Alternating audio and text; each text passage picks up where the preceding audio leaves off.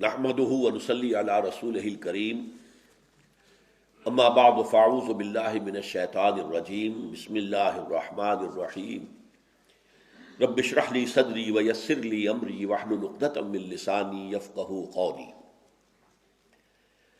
ہمارا جو مطالعہ قرآن حکیم کا جو منتخب نصاب سلسلے وار زیر درس ہے ان مجالس میں، اس کا جو شائع شدہ کتابچہ ہے اس کی روح سے اس کا اگلا سبق ہے سورہ تحریم۔ خاندانی زندگی کے اعتبار سے ایک خاص پہلو کے جو سورہ تحریم کے اندر بیان ہوا ہے، لیکن میں آج یہ چاہتا ہوں کہ اس موضوع کا تعارف کراؤں کہ ترتیب ہمارے ہاں کیا ہے۔ دیکھیے، یہ پورا انسانی معاشرہ جو ہے، اس کی جڑ بنیاد تو ہے فرد، ہر فرد۔ فرد ٹھیک ہوگا تو معاشرہ ٹھیک ہوگا، فرد ٹھیک نہیں ہوگے تو معاشرہ کیسے ٹھیک ہو جائے گا؟ ہاں، یہ ہو سکتا ہے کہ 100% فرد کبھی صحیح نہیں ہوتے، لیکن غالب اکثریت صحیح لوگوں کی ہو، پھر کوئی شریر ہے، بدمعاش ہے، مجرم ہے، تو ٹھیک ہے، وہ نبٹتے رہتے ہیں ان کے ساتھ۔ لیکن اگر غالب اکثریت جو ہے وہ برے لوگوں کی ہو تو اس معاشرے میں خیر کہاں سے آ جائے گا؟ تو پہلا کام تو ہے فرد کو بنانا، اس کی تعمیر سیرت۔ ہم نے جو مقامات اب تک پڑھے ہیں مطالعہ قرآن حکیم کے اس منتخب نصاب کے تیسرے حصے میں، وہ انفرادی شخصیت کے اعتبار سے سورہ مومنون کی ابتدائی آیات، سورہ معارج کی ہم مضمون آیات، پھر یہ سورہ فرقان کا آخری رکوع۔ فرد سے آگے چلتے ہیں تو پھر ایک خاندان کا معاملہ آتا ہے، اور یہ خاندان جو ہے اگر یہ مضبوط ہو، مستحکم ہو، اس میں خیر ہو، صلاح ہو، اس میں امن ہو، شانتی ہو، اطمینان ہو، تو ظاہر بات ہے کہ پھر پورے معاشرے میں یہ ویلیوز پھیلیں گی۔ اس لیے کہ باقی معاشرہ جو ہے وہ در حقیقت خاندانوں سے مل کر بنا ہے۔ اب ہمارا ملک ہے، اگر اس میں 14 کروڑ کی آبادی ہے، تو اگر ہر خاندان میں آپ آن دی ایوریج 7 آدمی شمار کریں تو گویا کہ 2 کروڑ خاندانوں پر مشتمل ہے پاکستان کا معاشرہ۔ تو اگر اصلاح کا عمل چلے گا تو فرد کے بعد خاندان کے ادارے کو مستحکم کیا جائے۔ یہی وجہ ہے، دیکھیے، قرآن مجید میں سیاسی نظام کے بارے میں بہت کم مباحث آئے ہیں، بہت کم آئے ہیں۔ اقتصادی نظام کے بارے میں کچھ احکام آئے ہیں اور کچھ اس کے اصول رہنما دے دیے گئے۔ معاشرہ جب وجود میں آتا ہے خاندانوں کے جمع ہونے سے، اس کے بارے میں بھی معاشرتی ویلیوز کیا ہونی چاہیے اور معاشرتی ایولز، برائیوں کا کیا تصور ہے، یہ بھی قرآن مجید میں آیا۔ لیکن سب سے زیادہ تفصیل کے ساتھ قرآن مجید میں آئلی قوانین آئے۔ کتنی تفصیل سے آئے؟ یوں سمجھیے ایک پیرامڈ ہے۔ پیرامڈ کیا ہے؟ سب سے زیادہ قرآن مجید کا حصہ آپ کو ملے گا فرد کو درست کرنے کے لیے، اس کے نظریات درست ہوں، اس کے خیالات درست ہوں، اس کے عقائد درست ہوں، وہ اللہ کو مانے، شرک سے بچے، توحید کو مانے، آخرت کو مانے، رسالت کو تسلیم کرے، پھر اس کے اعمال درست ہوں، جس کو کہ ہم پڑھ رہے ہیں اس وقت جو ہے۔ اس کے بعد خاندان کی اصلاح ہو، خاندان مستحکم ہو، خاندان میں صلاحیت ہو، صالحیت ہو، پھر معاشرہ خاندانوں کے اوپر جو مشتمل ہے، پھر ایک اقتصادی نظام، پھر ایک سیاسی نظام۔ یہ پیرامڈ ہے۔ سب سے زیادہ تفصیلی باتیں انفرادی شخصیت کو درست کرنا، اور پھر اس سے کم یہ ہے خاندانی نظام کے لیے آئلی قوانین۔ سورہ بقرہ میں کئی رکوع ہے کہ جو مسلسل چلے گئے ہیں نکاح و طلاق کے معاملے میں۔ اس کے بعد آتا ہے معاشرہ۔ اس کے بعد جو لیٹسٹ کانسیپٹ ہے انسانی، یوں سمجھیے عمرانیات کے اندر، سوشولوجی جو ہے، ہیومن سوشولوجی، اس میں لیٹسٹ کانسیپٹ ہے ریاست، اسٹیٹ۔ اور اس سے بھی آگے اب جو معاملہ جا رہا ہے وہ گلوبل اسٹیٹ قائم کرنا، ورلڈ آرڈر قائم کرنا۔ ادھر انسان جا رہا ہے، اور وہ جا رہا ہے خباثت کے تحت۔ اگرچہ ہمارا ایمان اور عقیدہ ہے کہ ورلڈ اسٹیٹ قائم ہوگی اور نیکی کی قائم ہوگی بالآخر۔ ابھی شرارت کو جو ہے پنپنے کا اور موقع ملے گا، اللہ تعالیٰ اور ان کی رسی دراز کرے گا، لیکن بالآخر خلافت علی منہاج النبوت کا نظام پوری دنیا میں قائم ہو۔ تو ایک گلوبل اسٹیٹ جو ہے وہ بھی وجود میں آئے گی، ہمارے نزدیک بھی آئے گی، یہودیوں کے نزدیک بھی آئے گی، عیسائیوں کے نزدیک بھی آئے گی۔ عیسائی بھی سمجھتے ہیں کہ گلوبل اسٹیٹ امریکہ کدھر جا رہا ہے، new world order. New world order کے لیے IMF ہے، ورلڈ بینک ہے، نیو ورلڈ آرڈر کے لیے یونائٹڈ نیشنز ہے، نیو ورلڈ آرڈر کے لیے اب WTO ہے، ورلڈ ٹریڈ آرگنائزیشن ہے، اسی کے لیے ٹرپس کا معاہدہ ہے. یہ سارے سب کچھ کیا ہو رہا ہے، کدھر جا رہا ہے معاملہ؟ Social engineering program United Nations کے تھرو کس طرف جا رہا ہے کہ پوری دنیا کے اندر ایک ہی تہذیب ہو، وہی بے حیائی جو ہمارے ہاں ہے، اور وہی مرد اور عورت کو بالکل شانہ بشانہ لا کر میدان میں کھڑا کر دینا. نہ عورت عورت رہے، نہ مرد مرد رہے، بلکہ یہ سب مل کر ایک کوئی درمیانی مخلوق بن جائے اور خاندانی نظام کا تہہ بالا کر دے. یہ سوشل انجینئرنگ اس کا عنوان ہے. تو یہ ہو رہا ہے دنیا میں. تو اس وقت میں آپ کو بتانا چاہتا ہوں کہ خاندان کے ادارے کو مستحکم کرنا جو حکمت دین کا جو ہے ایک اہم موضوع ہے. یہ کس اعتبار سے ہوتا ہے؟ نمبر ایک، یہ خاندان وجود میں آتا ہے ایک مرد اور ایک عورت میں رشتہ نکاح سے. اس نکاح کی کتنی تاکید قرآن میں ہے، احادیث میں ہے. اس کے لیے دائرہ کتنا وسیع کر دیا ہے. آپ ٹھیک ہے، ایک مسلمان مشرکہ خواتین سے نکاح نہیں کر سکتا، مشرکات ہیں. حالانکہ یہ عیسائی جو ہے کتنے بڑے مشرک ہیں، ان میں سے بھی عیسائی اور یہودیوں کو مستثنیٰ کر دیا گیا. عیسائی اور یہودی عورت سے آپ شادی کر سکتے ہیں، مشرکہ سے نہیں کریں گے، ہندو سے نہیں کریں گے، کوئی اور جو بھی مظاہر فطرت کو پوجنے والے ان سے نہیں کریں گے. پھر مسلمانوں کے اندر چند رشتے مقرر کر دیے کہ ان سے تو یہ اب محرمات ابدیہ ہیں، ان سے شادی نہیں ہو سکتی. باقی جو خود پہلے ہی سے کسی کے نکاح میں ہے خواتین محصنات، ان سے نکاح نہیں ہو سکتا. باقی آپ کے لیے کھلی چھوٹ ہے. احل لکم ما وراء ذالک، یہ سورہ نساء میں جہاں وہ محرمات ابدیہ کا ذکر آیا، باقی سب حلال ہے تمہارے لیے، تم شادی کرو. پھر شادی میں بھی اتنی چھوٹ نہیں، دو دو تین تین چار چار، اس لیے کہ اللہ تعالیٰ نے طبائع بنائی ہے نا، طبیعتیں ہیں. کسی کی طبیعت کے اندر حب مال، دولت کی حرص بہت زیادہ ہے، کسی کے اندر شہوت زیادہ ہوتی ہے. جس شخص کے اندر وہ شہوت اتنی زیادہ نہیں ہے وہ نہیں سمجھ سکتا، لیکن جس کے اندر وہ شہوت ہے وہ ایک بیوی پر قناعت نہیں کر سکتا. تو قدرت بنانے والا تو اللہ ہے نا، اللہ جانتا ہے. اللہ تعالیٰ نے انسان کے اندر جو ہے وہ داعیات رکھے ہیں. تو یہ دو دو تین تین چار چار، مثنا و ثلاث و رباع کی حد تک جو اجازت دی گئی ہے وہ کس لیے دی گئی؟ نکاح کرو، زنا کا دروازہ بند کرو. نکاح کا میدان جتنا کھلا ہوگا اتنا ہی زنا کا دروازہ بند ہو جائے گا. اور نکاح کو آپ سخت کر دیں گے، تنگ کر دیں گے، اس کی شرائط بڑھا دیں گے، اس کے لیے رسومات اور اس کے لیے خرچے اور اس کے لیے یہ کر دیں گے، تو ظاہر بات ہے کہ زنا کا راستہ کھل جائے گا. یہ ریسیپروکل ہے ایک دوسرے کے خلاف، زنا یا نکاح. اسی لیے سادہ ترین تقریب ہونی چاہیے نکاح کی، اس کے اندر جو ہے کوئی بڑے بڑے خرچے اور یہ نہیں ہے. اور فرض کیجئے کہ آپ کے پاس آپ کی معاشی حالت جو ہے وہ بہت اچھی نہیں، کوئی بات نہیں. حضور نے فرمایا کہ جو آئے گی وہ اپنا رزق لے کر آئے گی، اللہ تعالیٰ کا رازق ہے، توکل کرو، شادی کرو. ہاں جس کے پاس مہر دینے کے لیے بھی کچھ نہیں ہے، اس کے لیے کہا گیا کہ اس کے لیے بھی ایک رعایت کر دی گئی. کسی لونڈی سے ہمارے معاشرے میں معاملہ موجود نہیں ہے، اس وقت تھا، لونڈی سے نکاح کر سکتے جو حالانکہ پسندیدہ نہیں ہے، ورنہ یہ کہ روزے رکھو تاکہ شہوت کا زور جو ہے ٹوٹ جائے. تو اس حوالے سے نکاح کا معاملہ جو ہے، اسی لیے میں آپ کو ایک حدیث آج خاص سنانا چاہتا ہوں.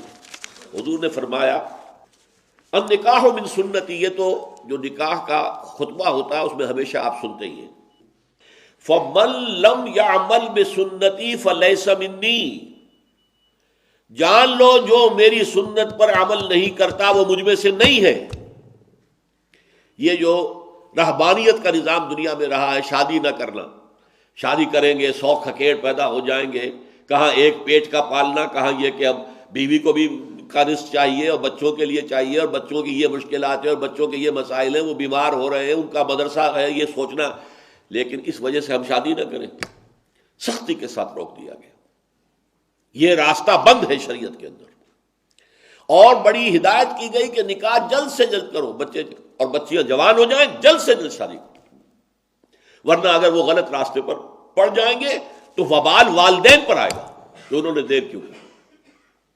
اس میں 3 اشخاص کا ایک خاص معاملہ، یہ صحیح بخاری کی روایت ہے، ثلاث راہط، 3 افراد میں کچھ زیادہ تقویٰ کا اور نیکی کا اور خیر کا بھلائی کا جذبہ کوئی بہت زیادہ بڑھ گیا، اعتدال سے آگے نکل گیا۔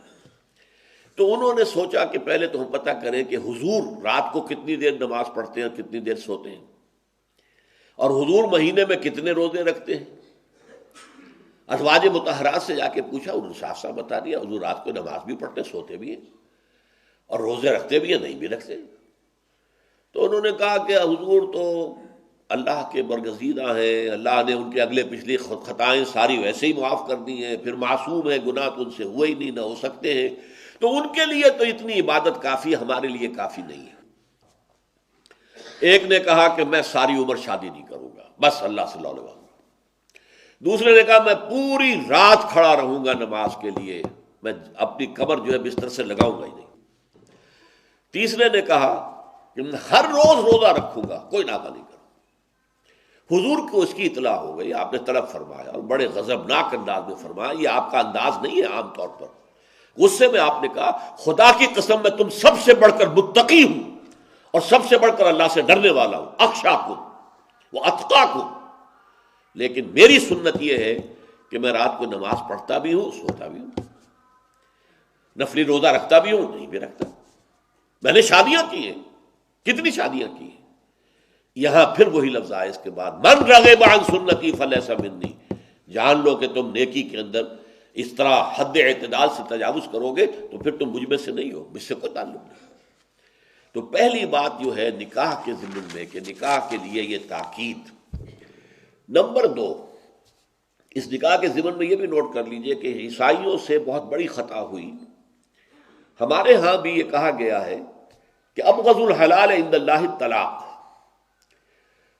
شریعت میں جو چیزیں حلال ہیں ان میں اللہ کو سب سے زیادہ ناپسند طلاق ہے، لیکن طلاق کو رکھا گیا ہے۔ اگرچہ اخلاقی طور پر کہا گیا طلاق سے بچو، نباہ کرو، کوئی تمہیں بیوی کسی وجہ سے پسند نہیں آ رہی ہے، کوئی ایک خاص پہلو اس کی شخصیت میں کوئی دوسرا پہلو دیکھو، وہ شاید تمہارے لیے بہتر ہو، ممکن ہے کہ وہ کسی اور اعتبار سے اس کے اندر خیر ہو، کسی کی شکل زیادہ اچھی نہیں ہے لیکن یہ کہ اس کے اخلاق اچھے ہوں، اس کے اندر علم ہو، فہم ہو، فراست ہو، لہذا کوشش کرو۔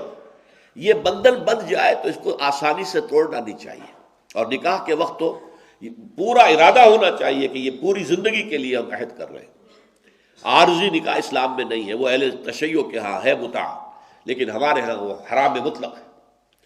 لیکن یہ کہ اس کے باوجود فطرت کا ایک تقاضا جو ہے اس کو پورا کرنے کے لیے اب ایسا نہ ہو کہ بندھن بن گیا ہے لیکن دل نہیں مل رہے، آپس میں مزاج نہیں مل رہے، چخ چخ ہو رہی ہے، چپکلش چل رہی ہے، کوئی معاملہ جو ہے جو چاہیے کہ گھر کے اندر اس میں محبت ہو، الفت ہو، موافقت ہو، ایک دوسرے پر اعتماد ہو، ایک دوسرے سے مشاورت ہو، اس طرح مل کر گاڑی کے 2 پہیوں کی طریقے سے گاڑی چل رہی، اگر یہ کیفیت نہیں ہے تو پھر طلاق کو راستہ کھول دیا گیا۔ بلکہ سورہ نساء میں ایک جگہ پر ترغیب دی گئی ہے کہ طلاق کرو، اور ایک حدیث میں تو حضور نے یہ فرمایا ہے کہ اس اللہ تعالیٰ 3 اشخاص کی وہ کتنی ہی فریاد کرے ان کی فریاد سنتا ہی نہیں۔ ایک ایسا شخص جو اپنی بیوی کے ہاتھوں نالا ہے، وہ کچ خلق ہے یا جو بھی ہے اس کے اندر، یہ سب ہے، روتا رہتا ہے، اس کی شکایت، طلاق نہیں دیتا، تو اللہ اس کی بات نہیں سنے گا۔ جب میں نے تمہارے لیے دروازہ کھولا ہوا ہے کیوں نہیں اسے اختیار کرتے؟ اللہ تعالیٰ جو ہے اس کے لیے بھی ہو سکتا ہے بہتر شکل پیدا کر دے، تمہارے بعد اللہ اسے کوئی بہتر شوہر جو اس کے ساتھ موافقت رکھنے والا ہوا اللہ اسے عطا کر دے، تمہیں بھی عطا کر دے۔ اسی طریقے سے ایک شخص ہے جو قرض دیتا ہے، نہ تحریر لیتا ہے، نہ جو ہے اس کے اوپر گواہی کرتا ہے، بعد میں روتا ہے۔ جب اللہ نے حکم دیا ہوا بھائی قرض دو تو اس کے اوپر جو ہے تم گواہی کرو، تحریر کرو۔ اللہ کا حکم اس وقت نہیں کرے، اس وقت تو محبت آڑے آ جاتی ہے۔ یہ تو بڑی بے مربوطی کی بات ہے کہ میرا بھائی مجھ سے قرض مانگ رہا ہے، دوست قرض مانگ رہا ہے، میں کہوں کہ لکھ کے دو اور اس کے اوپر 2 آدمیوں کے دستخط بھی کرواؤ، لیکن نہیں، اللہ کا حکم ہے۔ اب اگر تم نے وہ حکم نہیں مانا اب مت رو، اللہ تعالیٰ تمہاری جو ہے وہ جو بھی تمہاری فریاد نہیں سنے گا۔ یہ میں روایت آپ کو سنا دیتا ہوں۔ وقد روى شعبة عن فراس من الشعبي عن ابی بردہ عن ابی موسیٰ قال ثلاثة يدعون الله فلا يستجيب لهم، 3 قسم کے لوگ وہ ہیں جو اللہ کو سے دعائیں کرتے ہیں، اللہ ان کی دعا قبول نہیں کرتا۔ رجل كانت له امرأة سيئة الخلق فلم يطلقها، ایک آدمی وہ ہے جس کی بیوی جو ہے وہ بہت ہی کج خلق ہے لیکن اسے طلاق نہیں دیتا. وَرَجُلٌ آتَىٰ مَالَهُ صَفِيًّا وَقَدْ قَالَ اللَّهُ تَعَالَىٰ لَا تُؤْتُوا السُّفَهَاءَ أَمْوَالَكُمْ. اور ایک ایسا انسان جو کہ کسی نادان ناسمجھ کے حوالے اپنا مال کر دیتا ہے، جبکہ اللہ تعالیٰ کا حکم ہے کہ ناسمجھ لوگوں کے حوالے اپنے مال نہ کرو. وَرَجُلٌ لَهُ عَلَىٰ رَجُلٍ دَيْنٌ. اور وہ شخص کہ جس کا کوئی قرض کسی کے ذمے ہے، وَلَمْ يَشْهَدْ عَلَيْهِ بِهِ، اس کے اوپر اس نے گواہیاں نہیں کروائی تھی، تو اب روتا ہے تو روئے، اللہ تعالیٰ اس کی دعا نہیں سنے گا. تو یہ ہے خاندانی نظام کا ایک پہلو. دوسرا پہلو خاندانی نظام کا مرد کی قوامیت. ہر ادارے کے اندر ظاہر بات ہے کوئی ایک فرد جو ہے اس کو اونچا ہونا چاہیے. آپ کی کوئی کمپنی ہے، لمیٹڈ کمپنی ہے، 15 ڈائریکٹر ہوں کوئی پرواہ نہیں، مینیجنگ ڈائریکٹر ایک ہوگا، ایک کی بات چلے گی. جس ادارے کے 2 سربراہ ہوں گے اس میں تو فساد آ گئے. قرآن مجید میں اس کو توحید کے دلیل کے طور پر بیان کیا گیا ہے کہ اگر یہاں اللہ کے سوا بھی کوئی الہ ہوتا لفسدتا، آسمان اور زمین میں فساد رونما ہو جاتا. ایک الہ کی مرضی یہ ہے، دوسرے کی یہ ہے، لڑو آپس میں، پوری کائنات کے اندر فساد ہوتا ہے. یہ جو منظم کائنات ہے، نظم چل رہا ہے، کہیں اس میں رکھنا نہیں ہے. ایک اللہ، ایک کی مرضی، ایک کا حکم، ایک کی مشیت جو ہے وہ کار فرما. تو خاندان کے ادارے کا وقت نہیں ہے. اس میں بڑی ہی حکمت کے ساتھ، چونکہ عورتوں کے لیے یہ چیز ذرا کڑوی گولی ہے کہ ہم کیوں قبول کریں مرد کی بالادستی. اور آج کی دنیا میں تو ظاہر بات ہے ویمن لب اور فیمنزم کی تحریکیں جو ہے وہ عورتوں کو بغاوت پر اکسا رہی ہیں، خاندان کی چولیں ڈھیلی کر رہی ہیں، جیسا کہ مغرب میں ہو چکا ہے. خاندان کا معاملہ تباہ و برباد ہو گیا. لیکن یہ کہ ابھی ہمارے ہاں کچھ نہ کچھ خاندان کی اقدار باقی ہیں، لیکن یہ کہ اس کو بھی وہ توڑنے کے اوپر وہ بیجنگ کانفرنس اور وہ کائرو کانفرنس اور اس کے بعد بیجنگ +5 کانفرنس، 3 عظیم کانفرنسیں ہو چکی ہیں سوشل انجینئرنگ کے لیے. اور وہ سوشل انجینئرنگ کیا ہے کہ معاشرہ ویسا ہی بناؤ جیسے کہ یورپ کا معاشرہ ہے، جیسا کہ امریکہ کا معاشرہ ہے، اپنی معاشرتی اقدار کو تبدیل کرو. تو قرآن مجید میں بھی سورہ بقرہ میں کہا گیا کہ للرجال نصیب مما کسبوا وللنساء نصیب مما اکتسبن وللرجال علیہن درجہ. مردوں کو عورتوں پر ایک درجہ حاصل ہے، حالانکہ جو فرائض اللہ نے مردوں کے لیے مقرر کیے ہیں ایسے ہی اس کو اختیارات بھی دیے ہیں. وَلَهُنَّ مِثْلُ الَّذِي عَلَيْهِنَّ بِالْمَعْرُوفِ. عورتوں کے جس طریقے کے فرائض ہیں ویسے ان کے حقوق بھی، اور مردوں کو ایک درجہ فضیلت کا حاصل ہے. لیکن پھر آ کر سورہ نساء میں بات کو کھول دیا گیا، الرجال قوامون علی النساء فالصالحات قانتات حافظات للغیب. یہ جو قانتات ہوتی ہیں، جو اپنے شوہروں کی اطاعت کرتی ہیں، بندگی ان کی جو ہے ان کا کہنا مانتی ہیں، ان کے حکم کے مطابق چلتی ہیں، مشورہ دیتی ہیں، لیکن شوہر مشورہ قبول نہ کرے تو اس پر دل میں کوئی گرہ نہیں باندھ لیتی. ٹھیک ہے، اختیار ہے اس کا، اللہ تعالیٰ نے اس کے ہاتھ میں گرہ رکھی ہے. شادی کی گرہ، نکاح کی گرہ بھی تو مرد کے ہاتھ میں ہے. طلاق وہ جب چاہے دے سکتا ہے.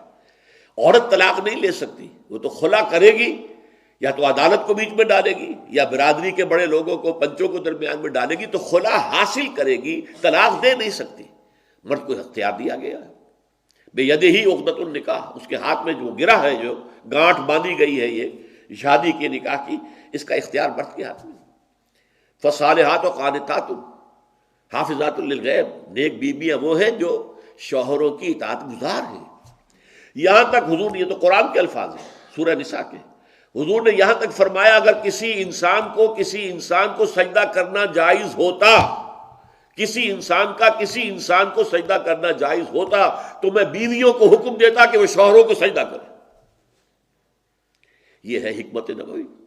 خاندان کا ادارہ مستحکم اگر رہے گا تو اسی طور سے رہے گا کہ یہ ان دونوں کے درمیان جو ہے ایک مرد کے اور عورت کے درمیان معاہدہ تسلیم کرے قولا زیدن کہ مرد قوام ہے، اس ادارے کا سربراہ ہے، اس کو حاکم کہہ لے، اور عورت کی حیثیت وزیر کی ہے، مشیر کی ہے، وزیر کی ہے. تیسری چیز اس استحکام خاندان کے ضمن میں کیا ہے؟ اللہ تعالیٰ نے جو شہوت کا جذبہ انسان میں رکھا ہے، جس کے بارے میں آپ کو معلوم ہے کہ جو جدید سائیکالوجی کا سب سے بڑا بابا آدم سمجھا جاتا ہے فرائڈ، اس کے نزدیک تو انسان کے محرکات عمل میں سب سے زیادہ پوٹنٹ جو ہے وہ سیکس ہے، سیکشول ارج ہے۔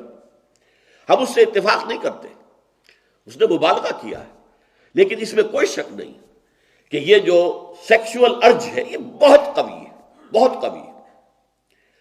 اور یہ اسلام یہ چاہتا ہے کہ یہ جتنی بھی اٹریکشن ہے مرد کے لیے میں عورت کے لیے، عورت میں مرد کے لیے، یہ زوجین کے درمیان رہے، زوجین سے باہر نہ جائے۔ یہ سارا نظام ہمارا معاشرے کا بنتا ہے، پردہ کیوں ہے، سیگریگیشن آف سیکسز کیوں ہے؟ تاکہ آپ کی نگاہ ہی نہ پڑے۔ خام خواہ آپ نے دیکھا کسی عورت کو اور وہ آپ کے دل میں گھر کر گئی، اب وہ آپ کے خوابوں میں آئے گی، آپ کی سوچ میں رہے گی، نتیجہ کیا نکلے گا؟ اپنی بیوی کی طرف رغبت نہیں رہے گی، وہ جو بانڈ آف لو ہے بٹوین ہسبینڈ اینڈ وائف وہ کمزور ہوگا، خاندان کا ادارہ کمزور ہو جائے گا۔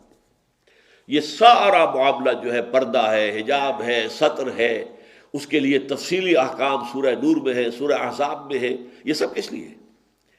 تاکہ سارا فوکس آف اٹینشن جو ہے وہ ہو زوجین کا ایک دوسرے کے لیے، ادھر ادھر بھٹکنا جو ہے وہ ہو نہ۔ کسی عورت نامحرم کے اوپر نگاہ پڑ گئی ہے، ایک نگاہ جو ہے جائز ہے، اس کی اجازت ہے، پلٹ کر دوبارہ دیکھا تو پکڑے جاؤ گے، اس لیے کہ اندیشہ موجود ہے۔ یہ سیکسول ارج جتنی مضبوط ہے اتنی ہی اس کی بے راہ روی کا امکان موجود ہے۔ بے راہ روی جتنا بھی پوٹنٹ کوئی ارج ہے اتنی ہی اس کے اندر بے راہ روی کا امکان موجود ہے۔ لہذا پورا معاشرتی ڈھانچہ ہمارا اس لیے بنیاد کیا to eradicate the social evil of زنا، یہ سرے سے نہ رہے، تاکہ جتنی بھی سیکشول اٹریکشن وہ زوجین کی اپنے باہم رہے، ان کے درمیان جتنی قوت ہوگی، جتنا محبت ہوگی، جتنا قرب ہوگا، جتنی مودت اور رحمت کے الفاظ قرآن مجید میں آئے ہیں، رحمت اور مودت ہو، ایک دوسرے کے دکھ کو محسوس کرنا ہوتا ہے، ایک دوسرے کی رائے کا احترام کرنا ہوتا ہے، ایک دوسرے کے جذبات کا خیال کرنا ہوتا ہے، یہ ساری چیزیں یہ اگر زوجین کے مابین ہیں تو خاندان کا ادارہ مضبوط رہے گا۔ چوتھی جو ڈائمنشن ہے اس کی وہ والدین اور اولاد کے حقوق۔ یہ ہم جب پڑھیں گے سورہ بنی اسرائیل کے 2 رکوع، تیسرا اور چوتھا، تب آئے گا کہ والدین کی خدمت، ادب، ان کے سامنے کندھے جھکا کر رکھنا، سینہ تان کر بات نہ کرنا، یہ چیزیں جو ہیں یہ خاندان کے ادارے کو مضبوط کرنے والی۔ خاندان بنتا کیسے؟ ایک مرد اور ایک عورت نکاح کے بندھن میں بندھے، اب سیکنڈ ڈائمنشن شروع ہوگی، وہ اولاد شروع ہو گئی، اب اولاد کی محبت۔ والدین کے دلوں میں تو اللہ تعالیٰ نے اولاد کے لیے بے انتہا محبت پیدا کی ہوئی ہے، وہ اتنی فطری محبت ہے کہ اس کے لیے کہنے کی ضرورت نہیں ہے کہ تم اپنی اولاد سے محبت کرو، بلکہ یہ کہا گیا ہے کہ روکو اس محبت کو، ذرا کہیں زیادہ نہ ہو جائے، کہیں وہ تمہارے لیے، جیسا کہ ہم پڑھیں گے سورہ تحریم میں، کہ وہ محبت بڑھ کر غلط راستہ اختیار نہ کر لے کہ ان کی وجہ سے تم حرام کے اندر منہ مارو۔ اچھا کھلانا ہے، اچھا پہنانا ہے، اچھی تعلیم کرنی ہے، پیسے حلال کے ذریعے سے نہیں آ رہے، حرام کے اندر منہ ڈالو گے تو یہ محبت نہیں ہوگی، یہ عداوت ہو جائے گی۔ ہم پڑھ چکے ہیں سورہ تغابن میں، یا ایھا الذین آمنوا ان من ازواجکم واولادکم عدوا لکم فاحذروہم۔ یہ محبت حد اعتدال سے تجاوز کر جائے، حرام میں منہ مارنے پر آمادہ کر دے تو گویا کہ یہ عداوت ہے، محبت نہیں۔ البتہ اولاد کے دل میں والدین کے لیے محبت کا فطری جذبہ نہیں ہے، یہ سلیم الفطرت اولاد ہوتی ہے، وہ احسان مانتی ہے اپنے والدین کا، وقل رب ارحمہما کما ربیانی صغیرا۔ لیکن یہ اولاد جب جوان ہو جاتی ہے، پہلے تو ٹھیک ہے ان کی محبت بھی والدین کے ساتھ ہوتی ہے، جوان ہو گئی، شادیاں ہو گئی، ان کی محبت کا نیا نیوکلیس وجود میں آ گیا، بیٹے کے لیے اب اس کی بیوی آ گئی ہے، ظاہر بات ہے کہ ان کے درمیان بھی محبت مطلوب ہے، اولاد ہو گئی تو اور زیادہ محبت جو ہے ان کا برکس جو ہے وہ اولاد ہو جائے گی۔ تو اس سے والدین کے اندر جسے آپ کہتے ہیں محرومی کا احساس، ایک پیاس سی پیدا ہو جاتی ہے کہ اب ہم سے محبت کرنے والا کوئی نہیں۔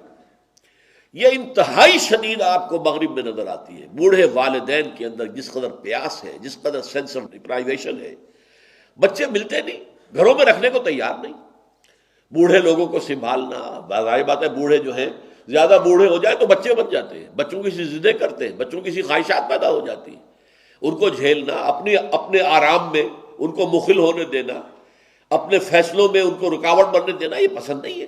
آزادی چاہتے ہیں میاں بیوی جو ہے، کیوں خواہ یہ بڑے بوڑھے بیٹھے رہے، بڑ بڑ کرتے رہے یا ہمیں روکتے رہے؟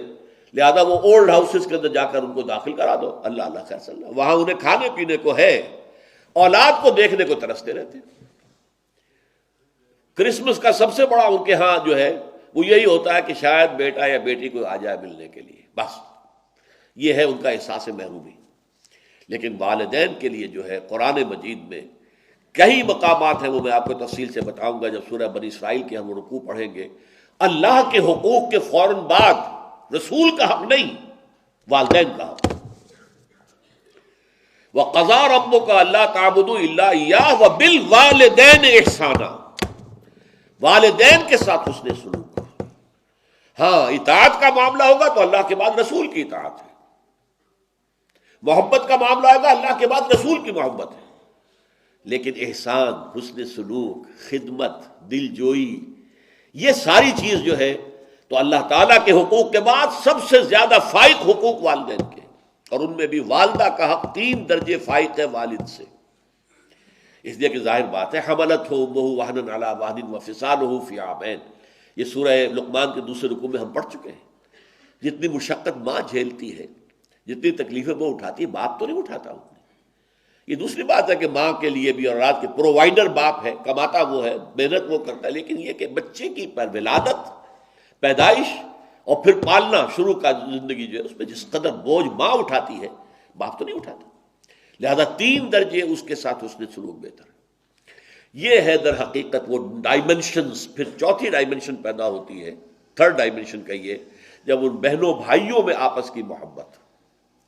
اس کے لیے قرآن میں فرمایا گیا کہ قطع رحمی بہت بڑا گناہ ہے، 2 جگہ، ایک مکی صورت میں بھی غالباً سورہ ابراہیم میں اور سورہ بقرہ میں شروع میں ہے، الذین یقطعون ما امر اللہ بہ ان یوصل ویفسدون فی الارض، وہ لوگ کہ جو اس رشتے کو کاٹتے ہیں جس کو کہ اللہ نے حکم دیا ہے کہ جوڑو۔